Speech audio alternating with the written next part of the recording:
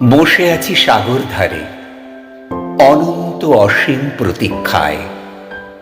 আষ্টে পৃষ্ঠে জড়িয়ে যাই, কোলাহল ছিন্ন করে এ কার কণ্ঠ বাজে অন্তরাত্মা জুড়ে।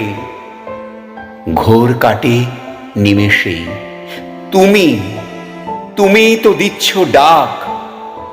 যে সাগরে অবগাহন সাঙ্গ করে সূচি শুদ্ধ হয়ে, ঢেউয়ের পর ঢেউ পার করে মন্ত্র সমরবি নাম উচ্চারণে এসে পৌঁছলাম জীবনের পূজা ঘরে।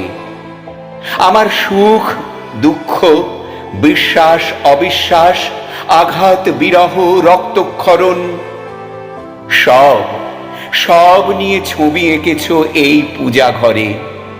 যা হয়ে উঠল গান, কবিতা, নাটক, উপন্যাস, শিহরিত হই, পুলকিত হই, কিন্তু সেসব ধারণ হলো কই, তাই বহনও হলো না।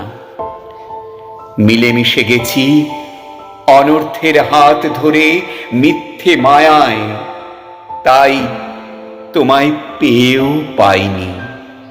25শে বৈশাখ এলেই ফিরে দেখি তুমিহীন আমি। এই সাজানো জীবনে এক অবাঞ্ছিত প্রস্তর খণ্ড বই তো নয়, জয়হীন, ক্ষয়হীন, লাজহীন।